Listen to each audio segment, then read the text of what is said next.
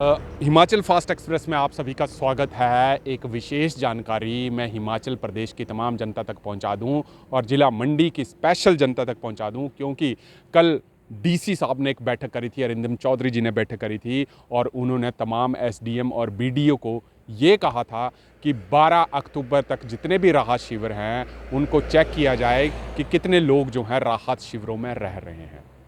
इसका मतलब ये है, मैं आपको बता दूं कि सरकार ने एक पत्र निकाला है जिसमें मार्च 2024 तक रहने का जो इंतज़ाम है, जो किराया सरकार देगी वो 5,000 रुपये ग्रामीण क्षेत्रों में और 10,000 रुपया आपके शहरी क्षेत्रों में दी जाएगी।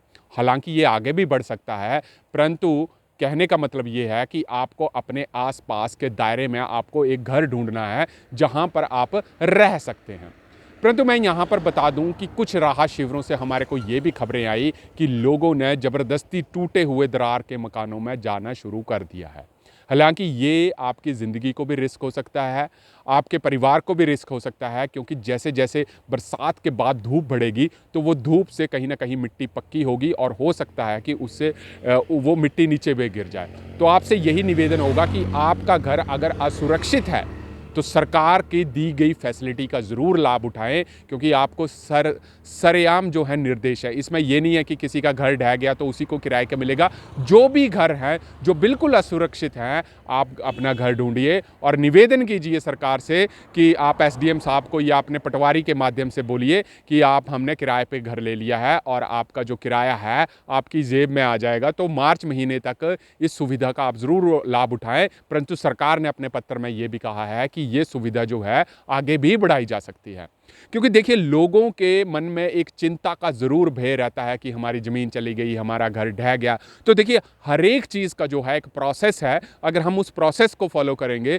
तो सरकार की दी गई सुविधा आप तक पहुंचने में जरूर होगी। क्योंकि हमने कई बार ये देखा कि काफ़ी लोग डीसी साहब से भी मिलने जाते हैं, हालांकि उनकी भी ये पीड़ा होती है कि ज़मीन के बदले ज़मीन और मकान के बदले मकान जो है वो मुहैया कराया जाए। हालांकि सरकार के आदेश भी हैं कि जो भी डैमेज हुआ है, जितना भी डैमेज हुआ है उसका 10% जो है 10 या 20% के हिसाब से आंकड़ा बना के आपको वो भी मिलेगा और ज़मीनें भी जो है चिन्हित की जाएंगी। राजस्व विभाग को कहा जाएगा कि आप जल्दी से जल्दी जो है इन चीज़ों को देखिए। परंतु मैं आपसे फिर से यही अपील करना चाहता हूं कि अगर आपके घर बिल्कुल असुरक्षित हैं तो आपका सबसे पहला बड़ा ये दायित्व बनता है कि उस घर में अपने परिवार की ज़िंदगी को खतरे में ना डालें।